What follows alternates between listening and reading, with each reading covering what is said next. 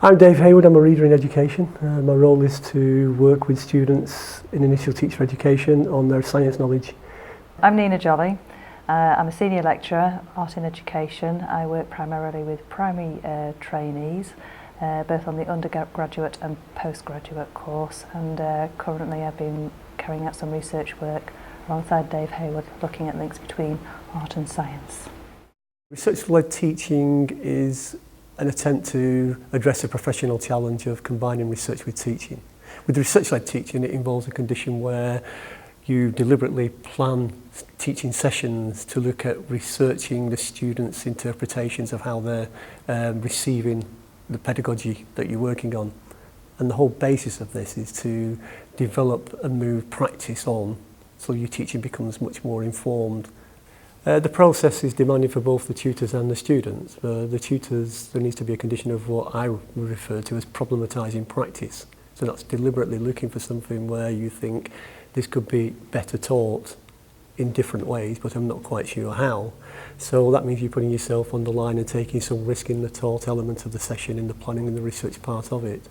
For the students, it requires them to think about the learning process from their own perspective. So it's very much a situation of them reviewing what has impacted on their own learning during the session and trying in some way to capture that. The phrase we use for that is metacognition, so they're trying to step outside of the learning to look at what's effective their cognitive insight during the process. These workshops are an example of how we approach research-led teaching.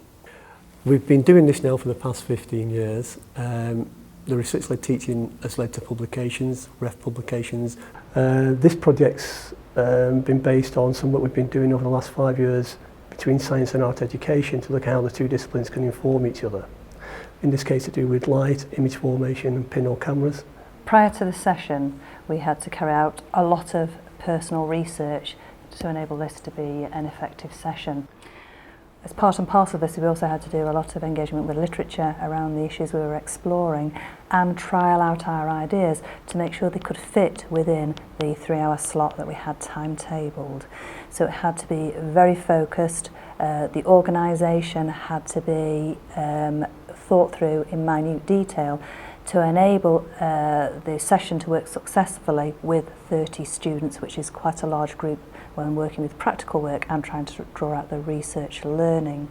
It also required us as colleagues to risk take, to explore, to experiment and to make explicit the research process we were going through to support students in understanding what their role will be as researchers in their professional capacity later on in their career. So I wouldn't see it as being something that we do to students, we do it with them.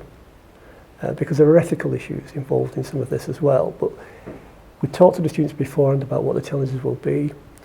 There are both subtle and explicit differences between that approach and just a notion where your teaching will be research informed, which you would expect in any university setting for teaching to be research informed. This is taking a different approach. It's looking at the research leading the teaching with view to improving the pedagogy and the student experience. In terms of organisation of the day, the students were put into several groups and we worked on a carousel system.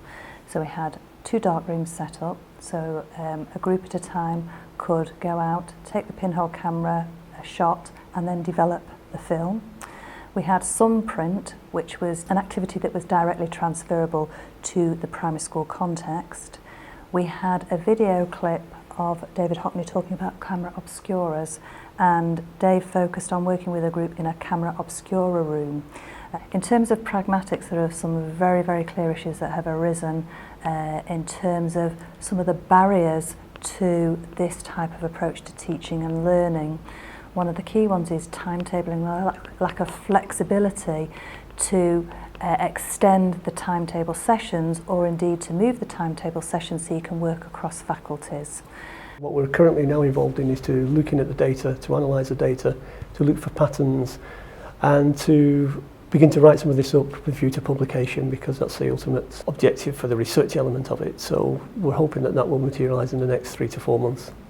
I will be utilising this approach now with my ongoing specialist students, but also I will be revisiting the materials that we've got here and using it when they move into year 3 to look at the research process, issues to do with ethics, ways of gathering data, how you set up and structure research in your own professional practice.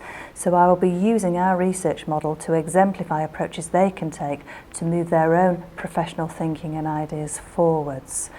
One of the things that I think we need to think about across the university, within and across faculties, is a way in which we combine research with teaching and a degree of flexibility that can be built into that, so that all staff have some research time that allows them the flexibility to work together on these sorts of endeavours, because ultimately it does two things. It enhances the student experience, which is a major concern of the university and should be of all universities. I think that's the first most important thing. The second thing is that it affords an opportunity for people to have a discourse with others in the public domain of research publication. So those two very important elements are essential, we think, to furthering everyone's understanding about what it is we're doing pedagogically with our students rather than to them.